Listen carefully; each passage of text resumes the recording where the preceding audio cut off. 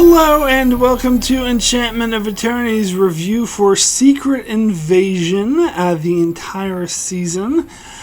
In this video, I will cover the entire season of Secret Invasion, give my thoughts on it. So I have to start with a spoiler warning for the Secret Invasion show. If you have not seen up to the very end of the show, which I believe is only one season, then you will not want to watch this video, otherwise some things will be spoiled for you.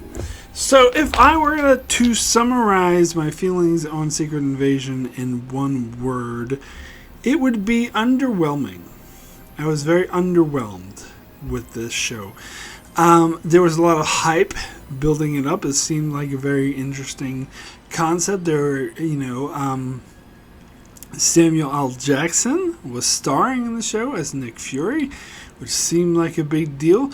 Is based off a comic that was long since heading about the Skrulls using their shape-shifting abilities to try to take over Earth. And that's a really interesting concept. And even I knew, and I don't read or follow the comics at all, but even I knew that this was, in the comics, this was a whole bunch of superhero affair. It involved like a shit ton of superheroes. And so I was expecting one or two superheroes. I mean, they're having Nick Fury in it after all. But no, we don't get any. And no, I do not count Rhodey, because I already gave my spoiler warning. As we soon find out, that's actually not Rhodey. That's a Skrull pretending to be Rhodey. And even if it was Rhodey, he is not shown in the superhero capacity, just as a military advisor. So absolutely no, I do not count Rhodey as a superhero appearance. I don't count Ross as one either, because he's not a superhero and he's also a Skrull. And he was only in that one scene. We got, what's his name? Talos, who was in the Captain Marvel movie.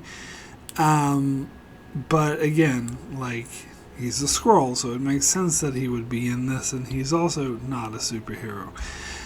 So we only get one goddamn superhero appearance. And I'm sorry, call me shallow, or whatever you want to call me, but that really disappointed me. And here's the thing. When they brought it up several times in this show, where they're like, oh, why don't you get your friends with the superpowers to come and help? And every time they bring that up, Nick Fury gives a response that I personally would refer to as bullshit.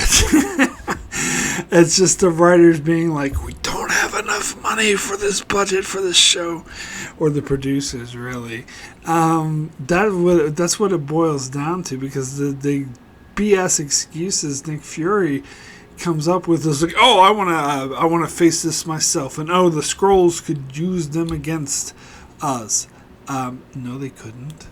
Like, only a few could actually duplicate their superpowers, and they're going to do that whether or not they're here or not. In fact, the Skrulls themselves are saying we're going to become Super Skrulls because we know that the superheroes are going to show up, so we need to defeat them. And the superheroes never fucking show up! What the hell? Sorry, but every time someone brought it up, and Nick Fury was like, no, I need to face this this is my problem. I was just like, that's bullshit. He wouldn't say that. It's just because what he's really saying is the producers of the show say we don't have enough money. I mean, you could fucking have John Cheadle in the show. You could jolly well have one of those lesser Avengers show up. I don't know, who's the lesser Falcon, who's the Winter Soldier now? I mean, the Captain America, sorry. And someone, I don't know, someone like that. Like, get off your ass and get a goddamn Avenger to show up. Have the Wasp show up. Nobody really cares about her. I don't know. It really disappointed me. But not only that, getting away from that, Nick Fury, I don't like the portrayal of Nick Fury in this. This is not interesting. This is not what I signed up for. I didn't want a Nick Fury that's old and tired and useless, and everyone's talking about, oh, you disappeared on me, you're hiding in the space station, and oh, you're old, you lost your touch, and you're out of it, and you're weak, and you're old, and that's not what a Nick Fury I want. I want the badass Nick Fury who's like 2 steps ahead of everyone, and uses his band of superheroes to save the day. I don't know. Like, I was very disappointed in this portrayal of Nick Fury. And moreover, I think a lot of this show is tell not show. A lot of it is telling me about all these past relationships that Nick Fury had that we knew nothing about until now. And just saying, oh, well, yeah, he was married, and oh, he fostered this young Skrull, and he was his, protege, and oh, he had these Skrulls work for him and get all this information for him, and oh, we did get a few flashbacks, but I'm sorry, I'm very sorry, that's not fucking good enough. I feel so disconnected from these backstories that came out of nowhere, and I have especially the thing with his wife. I thought that was a stupid reveal. It's like, oh, there's a Skrull. Ooh, Nick Fury's married to him. Ooh, that seemed out of nowhere. And throughout the show, I have really had no connection to their relationship at all. And even at the end, when Nick Fury is accepted her for who she is with her Skrull appearance, I was like, yeah, that's all well and good, but I still don't care about these characters. Because it came out of nowhere. The show is all tell, not show. So it's a tell, not a show. Anyway. Yeah, and that part was annoying, and they don't really do anything interesting. Other people pointed out that this was the Skrulls are going to take over. The first opening scene where you find out Ross is a Skrull, and this guy has this conspiracy theory board, and he turns out to be correct, and I was like, that was a great setup. And then they proceed to do nothing with it. In each episode, not much happens in it, to be honest. And then, we had an interesting thing going with Gaia and Talos, but then they had this death fake out with Gaia, which I hated, because it was so cheesy. They showed her die, and I was like, wow, that's amazing. They killed off Emilia Clarke's character. That's a bold move, and I wonder it's going to have some great, implications for the show going forward. But then the very next episode, she was like, oh, they had this flashback that seemed really out of place and really nonsensical, where she just so happened to stroll in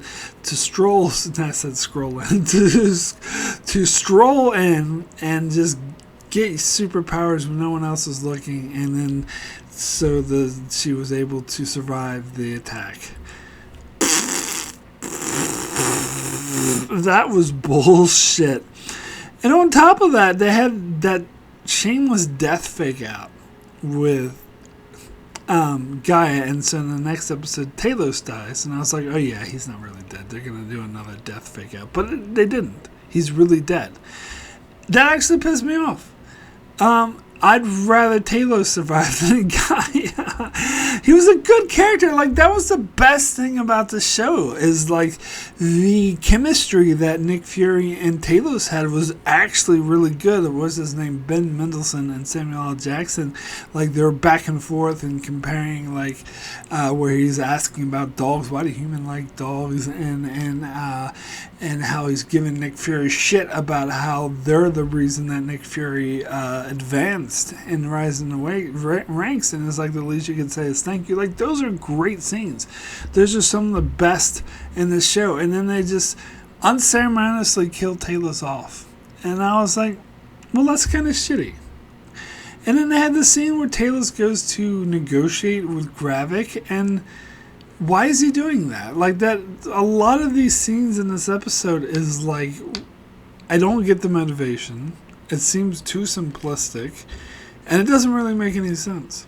And the one badass, I can't remember the name of this character, but the British agent who was sort of a badass, and just her, would you like to try it? A smart person would like to, tell me what you want right away, and you have the easy way. Are you a smart person? I thought not. Oh, well, jolly good. Like, that was cool. Like, all her scenes were cool, but it kind of annoyed me that she was the only badass. That Nick Fury was just this old, out of step man who's stumbling around and not really doing any good, and that she's the one who's always 2 steps ahead of everyone. Like, wouldn't it be more interesting if Nick Fury was also like that? I mean, if you're gonna be dumb and be like, oh, I don't want to bring in the superheroes, the least you could do is have Nick Fury be a fucking badass, and maybe not kill Talos. Just saying. But anyway, and so, yeah, and the scenes with Gravik at first were kind of interesting, because it is interesting the way that they do play off real life terrorist organizations, how they prey off of people who have legitimate grievances that they have been put upon, but the people who run their terrorist organizations are just power hungry and are using these young, impressionable people to garnish their own power, which is exactly what we saw with that young Skrull who came in, and Guy introduced him to everything, and we saw all of these things from his perspective. But then they just again kill him off unceremoniously, like when he tries to attack Gravik and kill him, and Gravik just ends up killing all of the. It just felt like a waste, and that finale also felt like. I was really unimpressed with the finale. I was really underwhelmed. Again, I'll use that term. First of all, we get a fight between Gaia and Gravik where they both get the harvest and they get all those superheroes' powers. I was so bored during this, because this is, again, people talked about how Marvel is like, and the MCU is losing its touch and it's becoming old and tired. I typically disagree with that. I think that Phase 4, a lot of people said Phase 4 is not very good and one of the worst phases, or the worst one. And I'm like, the other ones weren't that good either. I think it's just as good as the other ones. But this show, I had to agree with them. Like, this is an example of, like, they're just doing the same bullshit where everyone has all these superpowers. And when they have 2 characters fighting that are so superpowered and have all these powers and, like, or have these, super... And I had this same problem with Infinity War, by the way, and I brought this up in Infinity War. When they have these characters who are, like, so superpowered and they're fighting each other, the fight loses all meaning, because if one punches the other one, does it even hurt the other person, because they have all these magical superpowers and they're like super strong, super strength, so the punch does nothing. And when they like show pain, like, I don't really buy it. I'm not invested in it at all. Like, it's just it's a Superman problem. They made these beings way too powerful, and so I found this whole thing boring. Now, I wasn't necessarily opposed to the fake out that Nick Fury was Gaia. When they were showing Nick Fury and he was like, choking and being all weak and dropped his pills and looked like he was going to die. Of course, I saw the trailer for the Marvel, so I know he's not going to die. But moreover, like, I knew that there was going to be a trick, that Nick Fury was kind of putting on an act, and that he had a trick up his sleeve. And when I found out the trick is that's not actually Nick Fury, is Gaia pretending to be Nick Fury, that works. Like, that's satisfying enough. That makes sense. So I didn't have any issue with that. I just had an issue with these overly superpowered, two superpower beings fighting each other. And when she actually did kill Gravik, I was like, is he actually dead though? Is he gonna use some other dumb superpower to reform the whole? Like, there's just no stakes in this fight at all. It's just so boring to me. And even worse, though, was the president, scene. Because I kept thinking, because they had this scene, and it's like, I thought it's a Chekhov's gun situation. But it reminds me of, the pitch meetings when they said, Chekhov's gun, when you introduce something, you introduce a gun in the first half, and then you kind of have fun with it. Because they introduced the Chekhov's gun of Nick Fury saying to the president, "Don't trust Rhodes." And then they just kind of had fun with it. They didn't follow up in any way, shape, or form. I thought it was going to come to play where the president was going to be in the back of his mind when Rhodes was trying to convince him to authorize the strike, and the admiral was like, no, this is dumb, you should wait until we have more information. And I thought it was going to be in the back of his mind, don't trust Rhodes, and he wasn't going to trust Rhodes. But apparently that line of dialogue was utterly useless, and they just kind of had fun with it instead of paying it off. And the president turned out to be a total moron, which to me is way less interesting. And also, I had a huge nitpick about this. When at first I thought it was really cool that what's-her-face, the British agent, created this situation and got Rhodey to pretend that she was on his side. He got him to move the president, but then, combined with Nick Fury to attack Rhodey. And then she trapped Rhodey when it was like, oh, you are a Skrull because you didn't check the room. And I was like, well, there she goes. She has him. Why doesn't she shoot him in the leg now? And instead, the president, shows up and Nick Fury's there, and they're insisting Rhodey's a Skrull. He's saying he's not a Skrull, and they're saying, and we don't know, the president doesn't know. Who do I choose? Who do I choose? What's wrong? Why the fuck doesn't she shoot him in the leg? That's what she did before with that other dude, and then we saw that as soon as you shoot him in the leg, that shows that they're a Skrull. So why didn't she do that, immediately? That whole face-off thing felt so contrived and fake. I'm like, why hasn't she shot him in the leg yet? and she was such a badass before, but here they're like, oh, relying on Nick Fury's word. That's dumb. Why would you do this? And then the scene at the end where the president orders, that felt really rushed and tacked on. When the president ordered, oh, everyone, you're declaring war on all aliens or whatever. And I'm thinking to myself, does this include Asgard? Is everyone going to attack all the Asgards? Because there's an alien community known on Earth. Are they going to go after them now?